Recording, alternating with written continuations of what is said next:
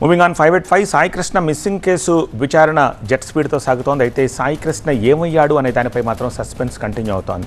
అసలు ఈ కేసులో సాయి కృష్ణను స్టేషన్కి ఎందుకు తీసుకొచ్చారు, ఏ కేసులో తీసుకొచ్చారు, ఎవరు తీసుకొచ్చారు, వీటన్నిటిపై ఎంక్వైరీ జరుగుతోంది. సాయి కృష్ణ తల్లి ఫిర్యాదు స్టేట్మెంట్ ఆధారంగా రెండవ రోజు విచారణలో వేగం పుంజుకుంది. కృష్ణలంక పిఎస్లో టాస్క్ ఫోర్స్ టీము స్థానిక పోలీసుల స్టేట్మెంట్లు కూడా రికార్డ్ చేసింది. ఏసీబీ బృందం సాయి కృష్ణను అసలు ఏ కేసులో తీసుకొచ్చారు అనే దానిపై ప్రశ్నిస్తోంది. సాయి కృష్ణ కేసులో టాస్క్ ఫోర్స్, కృష్ణలంక పోలీసుల స్టేట్మెంట్లు కీలకంగా మారాయి. సాయి కృష్ణ తల్లి ఫిర్యాదు ఆధారంగా నిన్న 8 మందిని ప్రశ్నించారు ఏసీపీ దైవప్రసాద్. దర్యాప్తు ఆధారంగా మరికొందరు పోలీసులపై కూడా కేసు నమోదు చేసేందుకు రంగం సిద్ధం చేస్తున్నారు.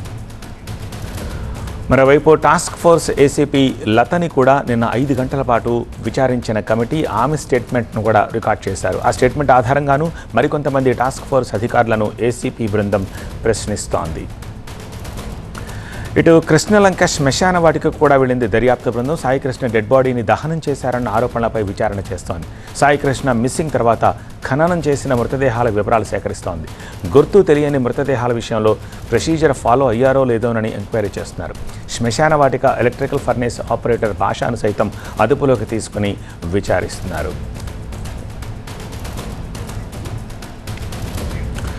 మా అసోసియేట్ ఎడిటర్ ఈశ్వర్ మరింత సమాచారం అందించేందుకు లైవ్లో సిద్ధంగా ఉన్నారు. ఈశ్వర్, విచారణ వేగం పుంజుకున్నట్టుగానే కనిపిస్తోంది. లేటెస్ట్ అప్డేట్స్ ఏమిటి? ఎగ్జాక్ట్లీ మీరు చెప్పినట్టు సాయి కృష్ణకు సంబంధించి అసలు బతికే ఉన్నాడా లేకపోతే చనిపోయాడా? బ్రతుకుంటే సాయి కృష్ణ ఎక్కడ, చనిపోతే కనీసం అతని మృతదేహం ఎక్కడ? వీటికే ప్రభుత్వం నుంచి కానీ పోలీసుల నుంచి కానీ సమాధానాలు రాబట్టే ప్రయత్నాలు ప్రజల నుంచి పెద్దగా వ్యక్తమవుతున్న అనుమానాలు కూడా ఇదే. ప్రభుత్వం చాలా నిష్పక్షపాతంగా దర్యాప్తుకు ఆదేశించింది. అందుకనే కేసు డైరీ నుంచి ప్రస్తుతం శ్మశానాల రిజిస్టర్ వరకు ప్రస్తుతం ఆ దర్యాప్తు కొనసాగుతోంది.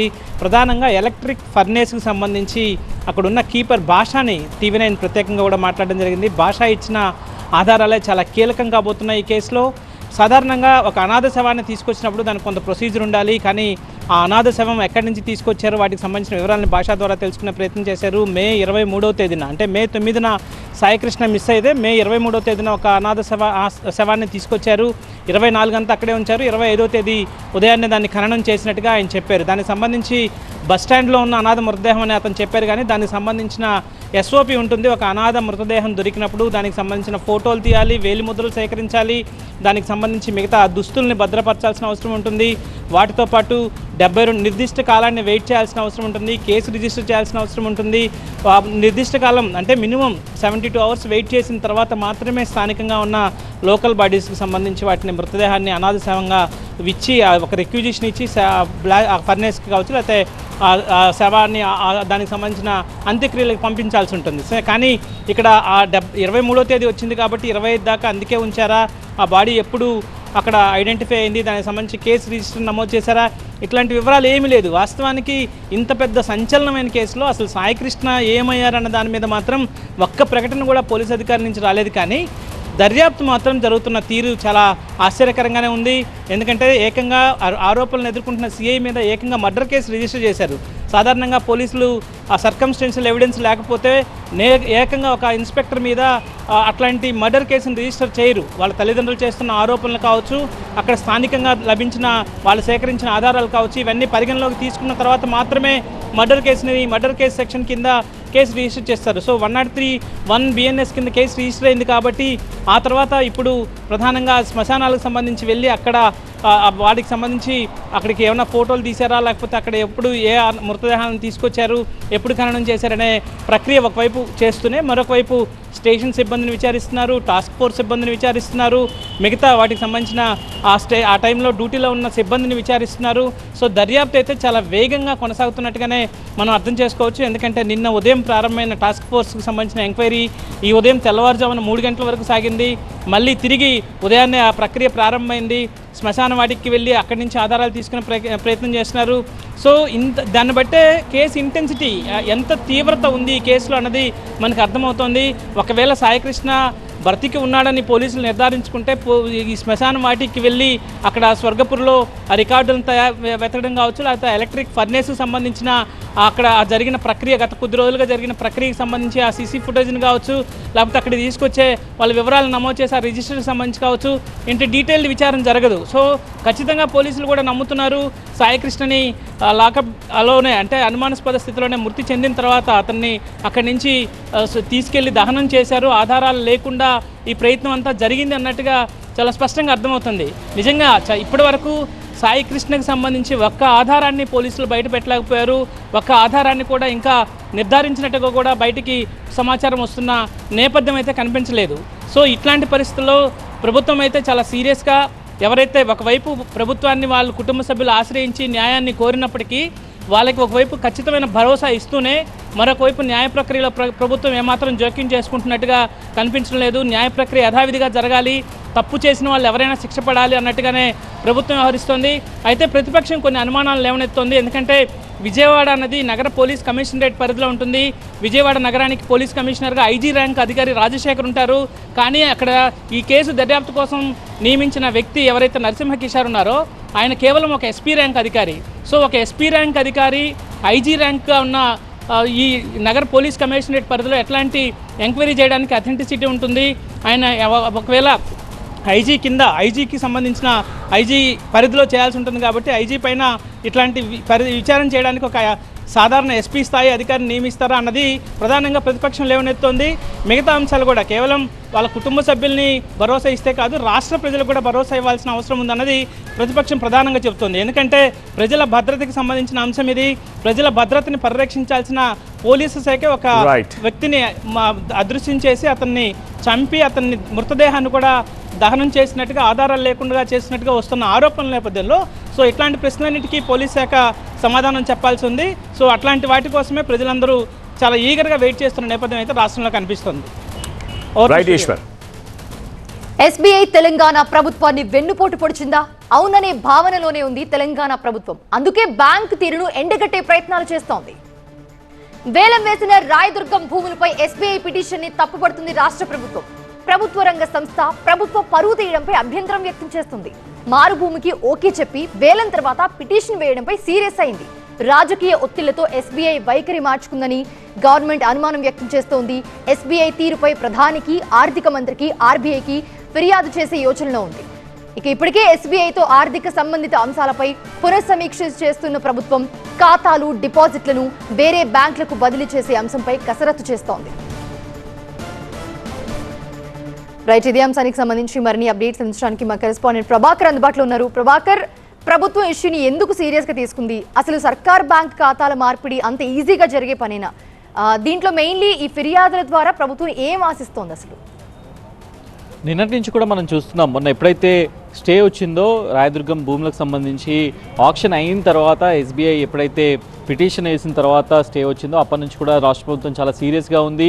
దీనికి సంబంధించి ఒక డికేడ్ వెనక్కి వెళ్ళాల్సి ఉంటుంది. 2011లో ఇప్పుడు ఎక్కడైతే నాలెడ్జ్ సిటీ ఉందో నాలెడ్జ్ సిటీ పక్కన ఎస్బీఐకి 6 ఎకరాల ల్యాండ్ని ప్రభుత్వం కేటాయించింది అప్పుడు 2011లో. దాని తర్వాత ఆ ప్లేస్లో కొన్ని కమర్షియల్ కాంప్లెక్స్లు, కమర్షియల్ బిల్డింగ్స్ రావడం వల్ల అక్కడి నుంచి దాన్ని ఇంకొక దగ్గరికి రీలొకేట్ చేశారు. అదే ఇప్పుడున్న ఈ రాయదుర్గం ల్యాండ్స్. అక్కడ 6 ఎకరాల భూమిని కేటాయించింది. అది కేవలం నామమాత్రమైన ధరకు మాత్రమే ప్రభుత్వం ఇచ్చింది. దాని తర్వాత 11-12 ఏళ్ల పాటు ఎలాంటి నిర్మాణం చేపట్టకపోవడంతోనే ఇప్పుడు ఎస్బీఐ ఆ ల్యాండ్లో ఆక్షన్కి వెళ్లే ముందు కూడా ఎస్బీఐని సంప్రదించి మరో ప్రత్యామ్నాయ ల్యాండ్ ఇస్తామని చెప్పిన తర్వాతనే ప్రభుత్వం ఆక్షన్కి వెళ్ళింది.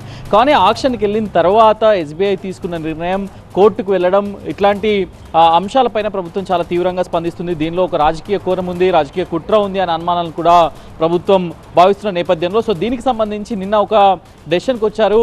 ప్రభుత్వానికి సంబంధించి ఇప్పటివరకు జీతాల రూపంలో కానీ మిగతా పెన్షన్స్ రూపంలో అట్లాగే వెల్ఫేర్ స్కీమ్స్ రూపంలో నెలకు 11 నుంచి 12,000 కోట్ల రూపాయల ట్రాన్సాక్షన్ ఎస్బీఐ త్రూ గవర్నమెంట్ చేస్తుంది. వీటన్నింటినీ విత్డ్రా చేయాలి, వీటన్నింటినీ రద్దు చేయాలనే ఆలోచనలో కూడా ప్రభుత్వం ఉన్నట్టుగా తెలుస్తుంది. దాంతో పాటుగా ఈరోజు ఇంకొక డెవలప్మెంట్ దిశగా ప్రభుత్వం వెళ్తుంది. దీనికి సంబంధించి ఒక ఉన్నత స్థాయి సమీక్ష కూడా జరిగింది. ఎస్బీఐ చేసిన ఈ ఈ పరిణామాన్ని కేంద్ర ప్రభుత్వ దృష్టికి తీసుకెళ్లడంతో పాటుగా ఆర్బీఐకి ఫిర్యాదు చేయాలి, ఆర్థిక శాఖ మంత్రిత్వ శాఖ కూడా ఫిర్యాదు చేయాలని ప్రభుత్వం ఆలోచిస్తుంది. సో దీంట్లో ఇక్కడ ఎస్టాబ్లిష్ చేయదలుచుకుంది ప్రభుత్వం అంతా కూడా ఎస్బీఐ ఏ విధమైన తీరును ప్రదర్శించింది, ఎలా ప్రభుత్వాన్ని తప్పుదోవ పట్టించింది అనే అంశాన్ని ప్రధానంగా తీసుకెళ్లాలనేది అయితే చూస్తుంది. ఒక ప్రభుత్వ రంగ బ్యాంకుగా ఉన్న ఎస్బీఐ ప్రభుత్వాన్ని వెన్నుపోటు పెట్టినట్టుగానే ప్రభుత్వం భావిస్తున్న నేపథ్యంలో చాలా కఠిన చర్యలు ఉండే విధంగా, కఠిన పరిణామాలు ఉండే విధంగానే ప్రభుత్వం ముందుకెళ్తుంది. Right, thanks for the updates Prabhakar. Third exclusive వార్త, హ్యాండ్ఫుల్ కరప్షన్, లాకర్ లో ఫుల్ క్యాష్. లాక్ ఓపెన్ చేస్తే 1.5 కోటి నోట్ల కట్టలు కంటపడ్డాయి. నరహరి మామూలుడు కాదు అని ఏసీబీ అధికారులే షాక్ అయ్యారు. Land and survey director Narahari అక్రమాస్తుల లెక్క అంతకంతకు పెరుగుతోంది. శాలిబండ కెనరా బ్యాంక్ లోని నరహరికి చెందిన లాకర్స్ ని చెక్ చేస్తే మినీ సైజ్ కేజీఎఫ్ బయటపడింది. నోట్ల కట్టలతో పాటు భారీగా నగలు జిగేల్మన్నాయి. కోట్లలో నగదు, రెట్టింపుగా ఫిక్స్డ్ డిపాజిట్లు, దాదాపు 1.5 కేజీ బంగారం, హైదరాబాద్ లో ఖరీదైన ఫ్లాట్లు, శివారులో విల్లాలు, ఆల్ టుగెదర్ నరహరి అక్రమాస్తుల లెక్క ఎప్పుడో 100 కోట్ల మార్క్ దాటిపోయింది.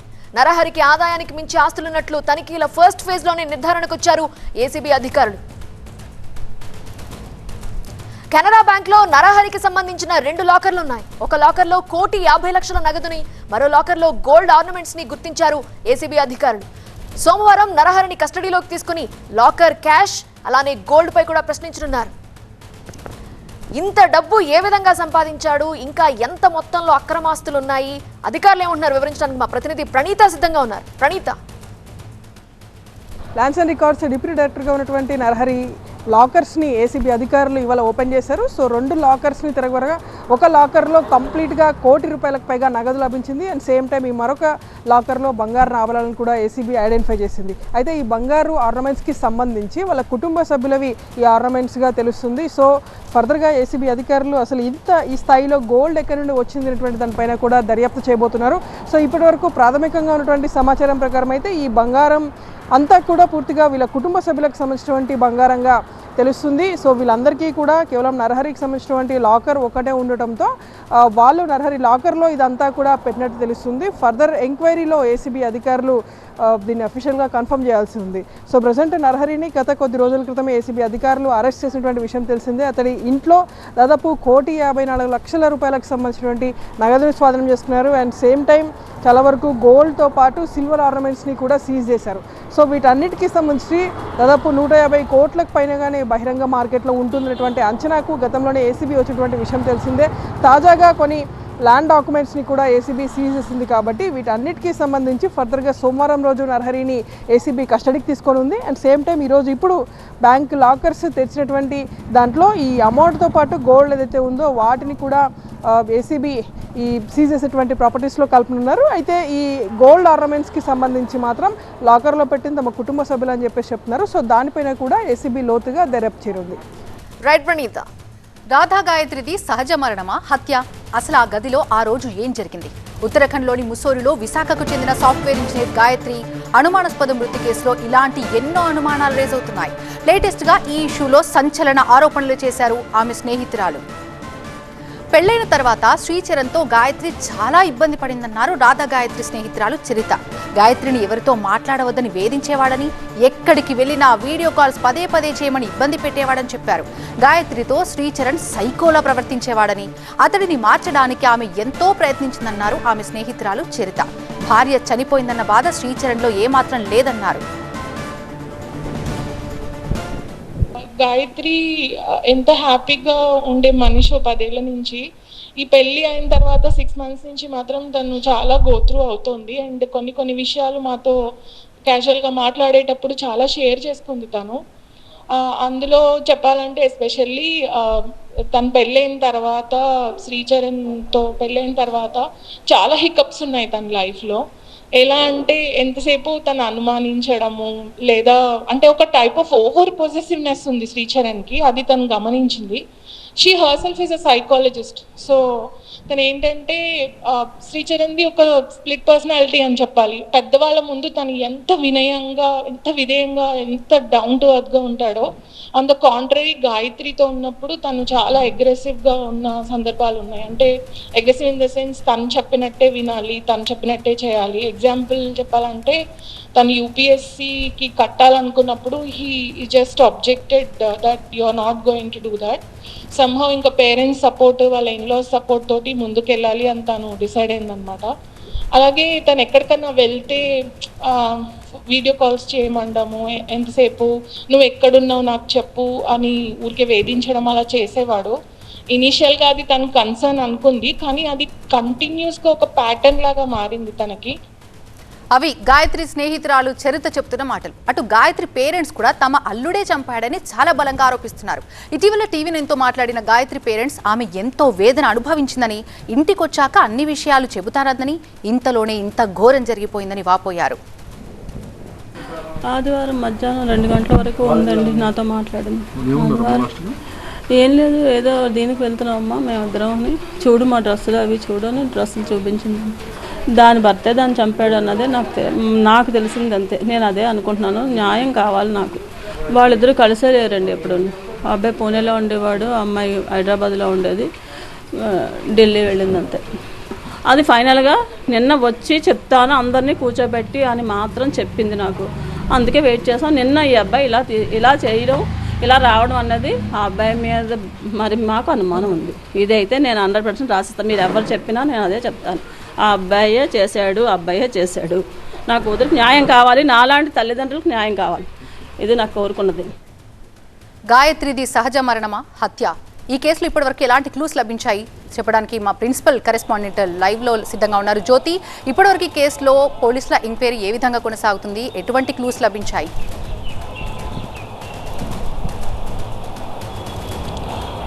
విషిత, డెహ్రాడూన్ ఎస్పీకి గాయత్రి తండ్రి వెళ్ళి ఫిర్యాదు చేశారు. తన కూతురి మృతి కేసుకు సంబంధించి అనేక అనుమానాలు ఉన్నాయంటూ కూడా డెహ్రాడూన్ ఎస్పీకి ఈ ఫిర్యాదు చేసినట్టుగా అయితే తెలుస్తోంది. అయితే ఇది ముమ్మాటికే హత్య అని చెప్పేసి ఒకవైపు గాయత్రి స్నేహితులతో పాటు ఆమె కుటుంబ సభ్యులు ఆరోపిస్తూ ఉన్నారు. కానీ తన మీద ఆరోపణలు చేస్తున్నారంటూ కూడా గాయత్రి భర్త శ్రీచరణ్ చెప్తున్నటువంటి సిచ్యువేషన్గా మనం చెప్పుకోవచ్చు. అయితే ఎప్పుడైతే వీళ్ళు 13th రోజున రిషికేష్ వెళ్ళడం జరిగిందో, ఆ రిషికేష్ నుంచి 14th రోజున అక్కడ ముస్సోరీకి వెళ్ళారు. ఆ ముస్సోరీ టైంలో కూడా శ్రీచరణ్కి సంబంధించినటువంటి బర్త్డే ఉండడము, అక్కడ కేక్ ఇవన్నీ కట్ చేసుకొని మేము చాలా హ్యాపీగా ఎంజాయ్ చేశాము. ఆ తర్వాత అక్కడ ఉన్నటువంటి హోటల్ సిబ్బంది తమకు ఒక రెడ్ వైన్ ఇచ్చారు. అది తాగిన తర్వాత నెక్స్ట్ డే తను అనుమానాస్పదంగా మృతి చెందింది. తనకు ఎటువంటి సంబంధం లేదు ఈ విషయంలో, కానీ తల్లిదండ్రులు తన మీద ఆరోపణలు చేస్తున్నారంటూ కూడా శ్రీచరణ్ తన వర్షం చెప్పుకుంటూ వచ్చారు. కానీ ఎవరైతే గాయత్రికి సంబంధించినటువంటి స్నేహితులు మాత్రం పెళ్ళైన 6 నెలల నుంచి కూడా తను మానసికంగా ఎంతో వేదనకు గురైంది. ఎప్పుడైతే అంటే ఈ ముస్సోరీకి కూడా తీసుకువెళ్ళడానికి కారణం తనని హత్య చేసేందుకు ఈ యొక్క ప్లాన్ ప్రకారంగానే తీసుకుని వెళ్ళుంటారనేది ఒకవైపు ఆమె స్నేహితులు చెప్తూ ఉన్నారు. జనవరి నెలలో కూడా ఎప్పుడైతే ఇక్కడ హైదరాబాద్ 2 నెలల పాటు అటు శ్రీచరణ్ గాయత్రి ఉన్న తర్వాత తను ఆఫీస్ వెళ్ళినటువంటి సమయంలో తన బ్యాగ్లో ఒక ట్రాకర్ కూడా దొరికింది. ఆ ట్రాకర్ ఎక్కడి నుంచి వచ్చిందనే విషయాన్ని వీళ్ళు ఐడెంటిఫై చేసేటటువంటి క్రమంలో భాగంగా తానే పోలీసుల దగ్గరికి వెళ్ళి ఆ ట్రాకర్ వల్ల ఎటువంటి భయపడిన అవసరం లేదంటూ శ్రీచరణ్ చెప్పడము, ఇవన్నీ కొంత అనుమానాలకు దారితీశాయి. ఆ తర్వాత కట్ చేస్తే వీళ్ళంతా కూడా ఢిల్లీకి వెళ్ళారు. పూణేలో శ్రీచరణ్ జాబ్ చేస్తూ ఉన్నాడు. ఎప్పుడు కూడా గాయత్రిని పూణేకి తీసుకెళ్ళినది కానీ లేదు అంటే తాను ఎక్కడైనా ఉన్నప్పుడు తను అనుమానాస్పదంగా మాట్లాడడము, వీడియో కాల్స్ చేసినా కూడా తను ఎక్కడున్నదనే విషయాల్ని కనుక్కోవడం, ఇవన్నీ కూడా చేయడంతో పాటుగా తను సైకలాజికల్గా బాధపడుతూ ఉన్నాడు. ఆ సైకలాజికల్గానే తనని వేధింపులకి గురి చేశాడు. దీనివల్ల తను ఎంతో ఇబ్బందులకు గురైంది. తన మృతి పట్ల అనేక అనుమానాలు ఉన్నాయంటూ కూడా గాయత్రికి సంబంధించినటువంటి కుటుంబ సభ్యులతో పాటు స్నేహితులు కూడా చెప్తున్నారు. ఓవరాల్గా పోస్ట్ మార్టం రిపోర్ట్ వస్తే కానీ దీనికి సంబంధించినటువంటి అసలు విషయం ఏంటి అనేది బయటకు వచ్చేటటువంటి అవకాశం లేదు. విషిత, థ్యాంక్ యూ జ్యోతి. ఇక తెలంగాణలో రైతు సమస్యలపై బీఆర్ఎస్ పోరుబాటు పట్టింది. రైతు డిక్లరేషన్ నుంచి ధాన్యం కొనుగోళ్ల వరకు ఇచ్చిన అన్ని హామీలు అమలు చేయాలనే డిమాండ్తో ఉద్యమం చేస్తోంది. రైతులకు ఇచ్చిన హామీల అమలులో కాంగ్రెస్ ప్రభుత్వం విఫలమైందని బీఆర్ఎస్ ఆరోపిస్తోంది. ప్రత్యేకించి రైతు భరోసా బీమా విషయంలో కాంగ్రెస్ సర్కార్ కాలయాపన చేస్తోందని మండిపడుతోంది. ప్రధానంగా రైతు భరోసా నిధుల విడుదల, రైతు బీమా అమలు, ధాన్యం కొనుగోలు వేగవంతం, ఎరువుల కొరతను నివారించాలని బీఆర్ఎస్ డిమాండ్ చేస్తోంది. యూరియాపై ఆంక్షలు ఎత్తివేసి యాప్ విధానం రద్దు చేయాలని కోరుతోంది. ఎన్నికల్లో ఇచ్చిన హామీ మేరకు 33 రకాల వడ్లకు బోనస్ ఇవ్వాలని, పంట బీమా పథకం అమలు చేయాలన్నారు బీఆర్ఎస్ నేతలు. రైతులకు ఇచ్చిన హామీలు అమలు చేయకుంటే తెలంగాణ వ్యాప్తంగా ఆందోళనలు చేస్తామని హెచ్చరిస్తున్నారు. మరోవైపు ఆదిలాబాద్ జిల్లా సిరికొండ మండలం పొన్నలో రైతు పాండురంగ కుటుంబాన్ని బీఆర్ఎస్ వర్కింగ్ ప్రెసిడెంట్ కేటీఆర్ పరామర్శించారు. పాండురంగ కుటుంబానికి ధైర్యం చెప్పి అండగా ఉంటామని భరోసా ఇచ్చారు. ఈ సందర్భంగా కాంగ్రెస్ ప్రభుత్వం రైతు వ్యతిరేక విధానాలను అవలంబిస్తోందన్నారు కేటీఆర్. రైతు బీమా ప్రీమియం కూడా కట్టలేని పరిస్థితుల్లో ప్రభుత్వం ఉందని ఆరోపించారు. కనీసం మీరు రైతు బీమా కూడా ప్రీమియం కట్టలేరు. ఇవాళ 7,000 రైతు బీమా మరి క్లెయిమ్స్ ఇంకా పెండింగ్ లో ఉన్నాయి. మీరు పైసలు కట్టలే ప్రభుత్వం. కేసీఆర్ గారు ఒక మంచి ఆలోచన చూడబెట్టిన కార్యక్రమం. ఇట్నే ఎవరైనా రైతు చనిపోతే అది సహజ మరణమైనా, ప్రమాదవశాత్తు చనిపోయినా, బలవంతపు మరణమైనా ఆ కుటుంబంకి ఏం కావద్దని చెప్పి 5 లక్షల బీమా ఇచ్చే కార్యక్రమాన్ని కేసీఆర్ గారు దేశంలో మొదటిసారి పెట్టిండు. ఇలా దానికి కూడా ప్రీమియం కట్టడానికి మీకు మనసు వస్తలేదు. కేసీఆర్ పెట్టిన పథకం మీకు ఇష్టం లేకపోతే పేరు మార్చుకో, ఇందిరమ్మ బంధన్ పెట్టుకో, ఇంకో బంధన్ పెట్టుకో, ఏదో ఒకటి పెట్టుకో, కానీ పైసలు కొను, పంటలు కొను, జొన్నలు కొను, వడ్లు కొను, వెంటనే పైసలు వెయ్యు. అంతేగాని ఈ రకంగా రాచి రంపాన పెట్టి మరి ఆ కుటుంబాన్ని ఇబ్బంది పెట్టవద్దు. మరింత సమాచారం మా ప్రతినిధి ఎలేందర్ని అడిగి తెలుసుకుందాం. ఎలేందర్, బీఆర్ఎస్ ప్రధానంగా రైతు సమస్యలు అంటే పంట కొనుగోలు, యూరియా, బీమా, అలానే భరోసా, వీటన్నింటిపై పోరుబాట పట్టిన నేపథ్యంలో, కాంగ్రెస్ ను ఇరుకున పెట్టే ప్రయత్నం చేసిన నేపథ్యంలో కాంగ్రెస్ నుండి ఎలాంటి స్పందన వస్తోంది? రైట్, రైతు భరోసాకు సంబంధించి కావచ్చు, రైతుకు బోనస్ ఇచ్చేటువంటి విషయంలో కావచ్చు, వరంగల్ డిక్లరేషన్ రైతులకు సంబంధించి ఇచ్చినటువంటి డిక్లరేషన్ విషయం కావచ్చు, అప్పటి నుంచి రైతులను కాంగ్రెస్ ప్రభుత్వం మోసం చేస్తూనే వస్తుంది. సో ఇప్పటికి కూడా కొనుగోళ్ల దగ్గర నుంచి కావచ్చు, బోనస్ ఇచ్చేటువంటి విషయం కావచ్చు, ఇప్పుడు యూరియాకి సంబంధించినటువంటి విషయంలో కూడా పూర్తిగా రైతులను ఇబ్బందులు పెడుతూనే సొంత లాభాల కోసమే రైతులను ఇబ్బంది పెడుతుందని బీఆర్ఎస్ ఆరోపణ చేస్తుంది. దీనికి సంబంధించి నల్ల చట్టాల తరహాలోనే దేశవ్యాప్తంగా ఎట్లయితే రైతులు ఉద్యమం చేశారో ఆ తరహాలోనే తెలంగాణ రాష్ట్ర స్థాయిలో ఉన్నటువంటి రైతులంతా కూడా కాంగ్రెస్ ప్రభుత్వం పైన ఉద్యమం చేసేందుకు సిద్ధమవుతున్నారు. సో మేము విధి విధానాలు మార్చుకోవాలనేది బీఆర్ఎస్ ఆరోపిస్తుంది. సో రైతు బీమాకు సంబంధించినటువంటి క్లెయిమ్ చేసేటువంటి ప్రీమియం కట్టేటువంటి పరిస్థితుల్లో కూడా కాంగ్రెస్ ప్రభుత్వం లేదు అనేది బీఆర్ఎస్ ప్రధానంగా ఆరోపిస్తుంది. దీనికి సంబంధించి కాంగ్రెస్ మాత్రం ఎప్పటికప్పుడు ఇవన్నీ కూడా కేవలం ప్రతిపక్ష పార్టీలు ఉన్నటువంటి పార్టీలు మాత్రమే ఆరోపణలు చేస్తున్నారు. సో మేము చేసే యూరియాలో కావచ్చు, యూరియా కొనుగోలు విషయంలో కావచ్చు, లేకపోతే బోనస్ విషయంలో కావచ్చు, రైతు భరోసా నిధులకు సంబంధించినటువంటి విషయంలో కావచ్చు, మేము చేయాల్సినవన్నీ చేస్తున్నాము, ఇచ్చినటువంటి హామీలన్నీ కూడా నెరవేరుస్తున్నాము అనేది కాంగ్రెస్ చెప్తున్నటువంటి పరిస్థితి కనిపిస్తుంది. సో ఈ విషయాలపైన రైతులైతే ఇబ్బందులు పడుతున్నారు. సో ఈ విధి విధానాలపైన కావచ్చు కొంత క్లారిటీ ఇచ్చి రైతులకు సంబంధించినటువంటి సమస్యలను పరిష్కరించకపోతే బీఆర్ఎస్ రైతుల పక్షాన పోరాడేందుకు సిద్ధమైంది. ఇప్పటికే క్షేత్రస్థాయిలో మేము దిగాము. సో కాంగ్రెస్ ప్రభుత్వం కొంత ఆలోచించాలనేది మాత్రం బీఆర్ఎస్ ఆరోపిస్తుంది. రైతులు కూడా దీనికి సంబంధించి ఎక్కడ ఉన్నటువంటి సమస్యలపైన మా పరిస్థితి ఏంటి అనేది ఒక గోడు వినిపిస్తున్నటువంటి పరిస్థితే కనిపిస్తుంది క్షేత్రస్థాయిలో. ఎస్ ఎలిందర్.